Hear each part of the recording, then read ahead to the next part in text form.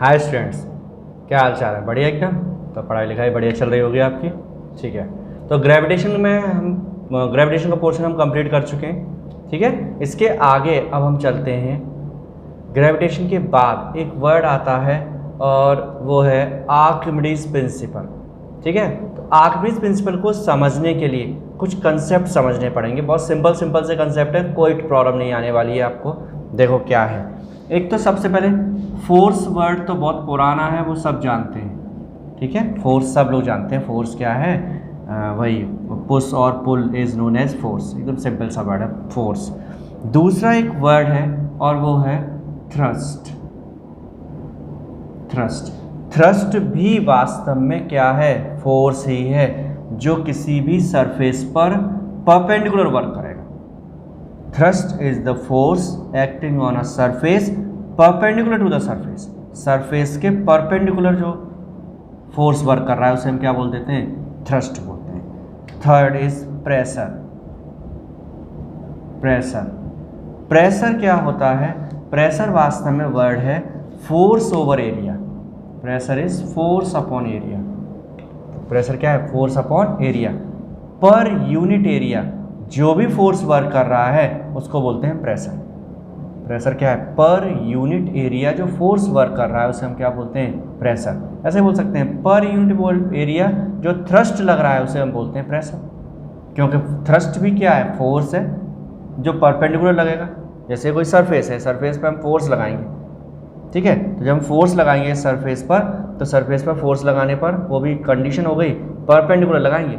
जैसे सपोज ये है, ठीक है, हम इसमें फोर्स लगा रहे हैं ऐसे, तो परपेंडिकुलर लगा रहे हैं तो थ्रस्ट है। लेकिन अगर हम ऐसे लगा रहे हैं या ऐसे लगा रहे हैं, कोई एंगल पे लगा रहे हैं, तो वो थ्रस्ट नहीं है, दैट इज़ नॉट थ्रस्ट। तो थ्रस्ट कहाँ होगा? परपेंडिकुलर टू द सरफेस ही होगा। तो प्रेशर क्लियर हुआ? प्रेशर की डेफिनेशन समझ लो। प्रेशर क्या है? इट इज़ द थ्रस्ट और it is the force acting per unit area is known as pressure. Unit क्या होगी इसकी? यूनिट होगी newton per metre square. Force की यूनिट हो गई न्यूटन और अपॉन में आ जाएगा मीटर स्क्वायर। इसको हम बोलते क्या है? इसे हम दूसरा एक नेम दे रहे हैं, वो है pascal. What is that? Pascal. Pascal से रिप्रेजेंट करेंगे हम न्यूटन पर मीटर स्क्वायर को। जब भी प्रेशर का यूनिट की बात आएगी तो हम उसे किससे डिनोट करेंगे? पास्कल से। क्लियर? किससे डिनोट करेंगे हम? पास्कल से डिनोट करेंगे प्रेशर। ठीक है, तो थ्रस्ट हो गया और प्रेशर हो गया। प्रेशर सॉलिड पे भी लगता है, लिक्विड्स भी प्रेशर लगाते हैं। सॉलिड जो होगा वो प्रेशर लगाएगा एक सरफेस पर, ठीक है, लेकिन लिक्विड जो प्रेशर लगाएगा वो सभी डायरेक्शंस में लगाता है। जैसे कोई कंटेनर है, उस कंटेनर में अगर मैंने लिक्विड भर दिया तो वो जितना भी सरफेस होगी उस कंटेनर की, उस पूरे में क्या लगाएगा? प्रेशर लगाएगा। ठीक है, गैस भर दोगे तो गैस भी वही काम करती है। ठीक है, और सॉलिड उस सरफेस जो कॉन्टैक्ट में होगी उस पर लगाएगा। तो प्रेशर तीनों लोग लगाते हैं, सॉलिड भी लगाता है, लिक्विड भी लगाता है, गैस भी लगाता है। तीनों के तीनों प्रेशर अप्लाई करते हैं। क्लियर? तो ये बात हुई प्रेशर की। अब हम बात करते हैं आर्किमिडीज प्रिंसिपल। तो क्या पढ़ना है हमें? Archimedes principal. आर्किमिडीज प्रिंसिपल जो है उसे पढ़ने से पहले हमें एक और वर्ड पढ़ना है, वो है बॉयंसी। तो बॉयंसी को सबसे पहले हम समझते हैं। जैसे सपोज ये हमारे पास कोई कंटेनर है, इस कंटेनर में ये लिक्विड फिल्ड है। इसमें कंटेनर में क्या है? लिक्विड इसमें फिल्ड है। ठीक है, इसमें क्या है? कोई एक ऑब्जेक्ट है, वो इस तरह से रखी हुई है। ऑब्जेक्ट, ये ऑब्जेक्ट है इसके अंदर। ठीक है, तो इस पर क्या होगा? इस पर इसका वेट कहाँ वर्क करेगा? इसका वेट वर्क करेगा वर्टिकली डाउनवर्ड। यहाँ पर शो कर रहे हैं, इसका वेट कहाँ पर होगा? W is equal to weight का फॉर्मूला क्या होता है? mg। वो कहाँ लगेगा? नीचे। लेकिन अब देखो इस समय लिक्विड नीचे और है, नीचे मतलब बीच में फ्लोट कर रही है। अगर कोई भी ऑब्जेक्ट फ्लोट करे, कैसे फ्लोट कर सकती है? दोनों तरह से फ्लोट कर सकती है। हो सकता है वो पूरी डूब के फ्लोट करे, या वो और ऊपर करे, या और ऊपर करे। वो डिपेंड करता है कि वो ऑब्जेक्ट कौन सी है। बस फ्लोट करना चाहिए उसे। अगर कोई भी ऑब्जेक्ट फ्लोट कर रही है, देन जो वेट है उसका, वो वेट तो उसे नीचे लेके जाता, तो ये ज़मीन पे पहुंच जाती है, या कहो इसके बॉटम पर आ जाती। ऐसा हुआ नहीं, ऐसा नहीं हुआ। इसका मतलब क्या हुआ? नीचे वेट है तो ऊपर भी कोई एक फोर्स लग रहा है जो इसे ऊपर की तरफ रोके हुए है।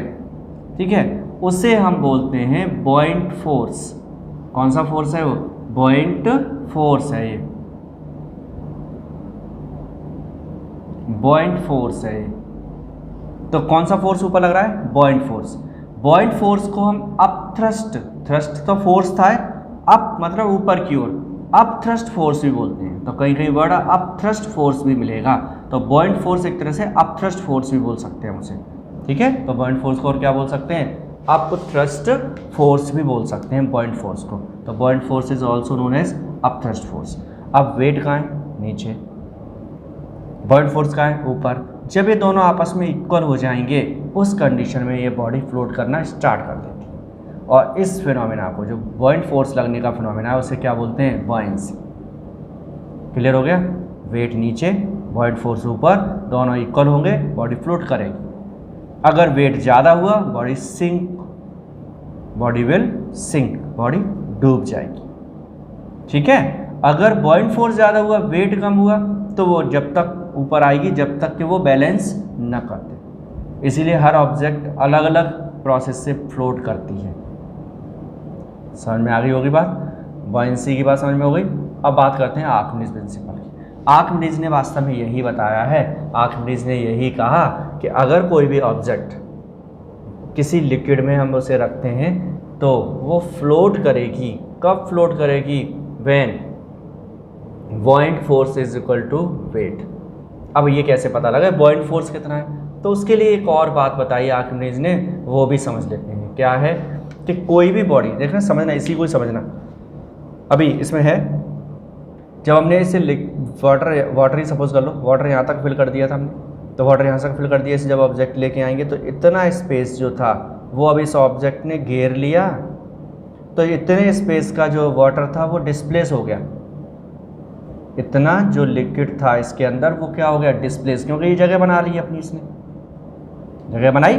तो इतना कितना, ये मैं डार्क कर देता हूँ इसे, ये वाला जो पोर्शन है इसमें पहले लिक्विड था, यहाँ पर लिक्विड था, लेकिन अब उस ऑब्जेक्ट ने आके क्या कर लिया? उसे उतनी जगह को घेर लिया है। तो ये ऑब्जेक्ट इतने लिक्विड को क्या कर रही है? डिस्प्लेस कर रही है। डिस्प्लेस कर रही है। कोई भी ऑब्जेक्ट जब हम लिक्विड में डिप करते हैं तो वो डिस्प्लेस करती है। कितना, क्या डिस्प्लेस करती है? ओ वही चीज़ हमें लर्न करनी है। क्या करता है? डिस्प्लेस्ड लिक्विड, ठीक है। डिस्प्लेस्ड लिक्विड का wait of the displaced liquid, अगर उस बॉडी जो फ्लोट करने की बात कर रहे हो उस बॉडी के वेट के इक्वल है तो बॉडी फ्लोट करेगी। समझ गए? Weight of the displaced liquid, if weight of the displaced liquid is equal to the weight of the body then body will float. कोई भी बॉडी अपने वेट के इक्वल अगर बॉडी लिक्विड को डिस्प्लेस कर देती है तो वो फ्लोट करेगी, अदरवाइज वो डूब जाएगी, ठीक है। इसीलिए क्या है, कॉर्क जो होता है, कॉर्क को अगर पानी में डालोगे तो वो फ्लोट करता है। क्यों? उसका साइज़ बहुत है, बड़ा है, वेट कम है उसमें, तो जब हम उसे डालते हैं तो वो लिक्विड को डिस्प्लेस कर देता है, आराम से फ्लोट करता है। लेकिन जब वही नेल लेते हैं, सुई ले लो, ऐसे कोई भी कील ले लो, नेल, तो वो क्या है, जैसे ही डालोगे वो डूब जाएगी। क्यों डूब जाएगी? क्योंकि उसका वेट ज़्यादा है, एरिया उसका बहुत कम है, तो लिक्विड जो डिस्प्लेस करेंगे वो कम होगा, तो डिस्प्लेस लिक्विड जो होता है वो कम हो गया, ठीक है। जब हम शिप बनाते हैं तो शिप बनाते समय क्या करेंगे? नीचे एरिया बढ़ाते जाते हैं, नीचे एरिया क्या कर देते हैं? बढ़ा देते हैं। तो नीचे एरिया बढ़ा देंगे तो क्या होगा? डिस्प्लेस लिक्विड का अमाउंट बढ़ जाएगा, और डिस्प्लेस लिक्विड अमाउंट बढ़ जाएगा तो उस कंडीशन में क्या होगा? वो बॉडी फ्लोट करेगी।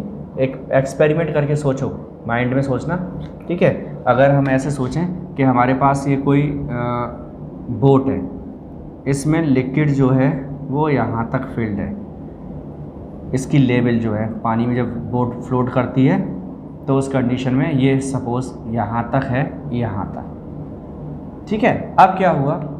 तब तक इसमें ये 2 लोग बैठे हुए हैं, 3 लोग बैठे हुए हैं, 4 लोग बैठे हुए हैं, 5 लोग, कोई 5 लोग बैठे हैं इसमें, ठीक है। अब क्या हुआ? 2 लोग और आ गए, और वो भी बड़े बड़े कोई थे भाई, 2 लोग, ये 2 लोग और आके बैठ गए इसके अंदर, तो क्या होगा? क्या होगा? ये बोट नीचे जाएगी। जब ये बोट नीचे जाएगी, अब बोट गई यहाँ तक, ये पहुँच गई यहाँ तक, ये डूब के बोट यहाँ तक आ गई, जब ये आ गई तो इतना ये जो बीच में एरिया दिख रहा है, इतना लिक्विड क्या हुआ, डिस्प्लेस हुआ। कितना लिक्विड होगा, उसका वेट और इन दोनों का वेट इक्वल होगा, इसीलिए वो नीचे जाएगी। तो वो यहाँ तक आ जाएगी, और लोग आ जाओगे यहाँ तक आ जाएगी, और ला जाओगे यहाँ तक आ जाएगी, और आ गए तो डूब जाएगी। ठीक है, क्यों? फिर वो अपने वेट के इक्वल लिक्विड को डिस्प्लेस नहीं कर पाएगी और वो सिंक, डूब जाएगी। तो बात समझ में आ गई। तो आर्किमिडीज प्रिंसिपल क्या कहता है, देखो दो तरह से, एक तो सिंपल सा बोलना चाहो तो बोल दो कि अगर कोई भी ऑब्जेक्ट वाटर में या किसी भी लिक्विड में फ्लोट करती है, पार्शियली फ्लोट करती है, फुल्ली फ्लोट करती है, then the weight of the body will be equal to the buoyant force.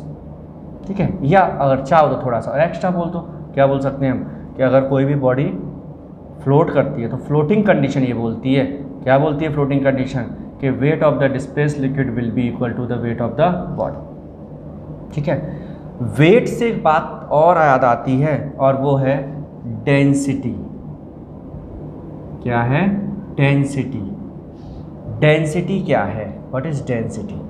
Density क्या है? डेंसिटी का फॉर्मूला पढ़ा है, पहले भी पढ़ा है, नहीं पढ़ा तो याद कर लो। डेंसिटी को हम रो से रिप्रेजेंट करते हैं और ये होता है मास ओवर वॉल्यूम। क्या है? Density is equal to mass upon volume.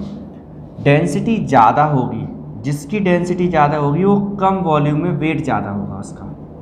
दोबारा सुनना, डेंसिटी ज़्यादा होगी, वॉल्यूम कम में भी वेट ज़्यादा होगा, मास ज़्यादा होगा। जिसकी डेंसिटी कम होगी उसका वॉल्यूम ज़्यादा रखेंगे, मास कम रहेगा। ठीक है, कॉर्क जो होता है उसकी डेंसिटी बहुत कम होती है, क्यों? उसका मास बहुत कम है और वॉल्यूम काफ़ी बड़ा हो जाता है। जब हम नेल की बात करते हैं, आयरन नेल की बात करते हैं, तो वॉल्यूम बहुत कम है, पतली सी है, लेकिन मास फिर भी रेस्पेक्ट ज़्यादा है उसका, तो उसकी डेंसिटी ज़्यादा है। इस आर्किमिडीज प्रिंसिपल में भी ये चीज़ वर्क कर सकती है। हम याद रख सकते हैं कि जिनकी डेंसिटी ज़्यादा होगी लिक्विड से वो डूब जाएंगे, और जिनकी डेंसिटी कम होगी लिक्विड से वो फ्लोट करेंगे। ठीक है, लेकिन अगर वैसे सोचो तो थोड़ा कंफ्यूज करता है। कैसे कैसे करता है? जब हम आयरन की बात करते हैं, बोलते हैं अरे भाई आप तो सर कह रहे हैं कि और आयरन जो होता है उसकी डेंसिटी तो ज़्यादा होती है, वाटर की डेंसिटी कम होती है, फिर भी वो डूब जाती है। और बोट जो है वो तैरती रहेगी, और बोट भी बनी आयरन की है। नेल तो चलो डूब गई, लेकिन बोट तो फ्लोट कर रही है, तो वो कैसे फ्लोट कर रही है फिर? उसके पीछे रीज़न, जब हम बात करेंगे वॉल्यूम की, तो हम वॉल्यूम कितना लेंगे? इस पूरे का वॉल्यूम लेंगे। तो एक तरह से बीच में एयर आ गई, तो इसकी डेंसिटी बहुत कम बोलेगी। और आयरन नेल जो है उसमें एयर तो है नहीं है, तो पूरी सॉलिड है। जब हम इस बोट की बात करेंगे तो वॉल्यूम इतना आएगा यहाँ तक। ये डिस्प्लेस लिक्विड का वॉल्यूम तो जो है ना वो इस पूरे के इक्वली डिस्प्लेस करेगा, जबकि बीच में आयरन नहीं है, बीच में आयरन नहीं है, बीच में खाली पड़ा हुआ है। लेकिन डिस्प्लेस लिक्विड का वॉल्यूम बहुत ज़्यादा आने वाला है, इसलिए आराम से फ्लोट कर सकते। ठीक है, तो वॉल्यूम पर भी डिपेंड करता है। इसलिए बात आ रही थी डिस्प्लेस्ड लिक्विड का वेट उस बॉडी के वेट के ऊपर। नहीं तो फिर सीधा बोल देते बॉडी का वेट, अकेला बॉडी का वेट से ही काम चलता रहता। नहीं, वो डिस्प्लेस कितना कर रहा है उस पर डिपेंड करेगा। फिलहाल डेंसिटी मास अपॉन वॉल्यूम होता है। एक वर्ड और है डेंसिटी से ही है, और वो है relative density. Relative density. Relative density क्या होता है? रिलेटिव डेंसिटी क्या है? रिलेटिव डेंसिटी है कोई भी ऑब्जेक्ट है उसकी density of a body upon density of water at 4 degree Celsius. यही है रिलेटिव डेंसिटी की डेफिनेशन। ठीक है, the ratio of the density of the body and density of water at 4 degree Celsius is known as relative density. क्योंकि ऊपर भी density है, नीचे भी डेंसिटी है, इसलिए इसका रेशियो जो है वो यूनिट लेस हो जाएगा, कोई यूनिट नहीं होगी इसकी। कैसा हो जाएगा? यूनिट लेस हो जाएगा, क्योंकि ऊपर नीचे दोनों तरह डेंसिटी है। ठीक है, तो ये डेंसिटी हो गया। तो ये मैटर था लास्ट का आपका पोर्शन। अब पोर्शन कंप्लीट है, ग्रेविटेशन चैप्टर कंप्लीट। ओके, इसके न्यूमेरिकल्स कर लेंगे, प्रॉब्लम होगी तो आप पूछ लेंगे। Okay, thank you.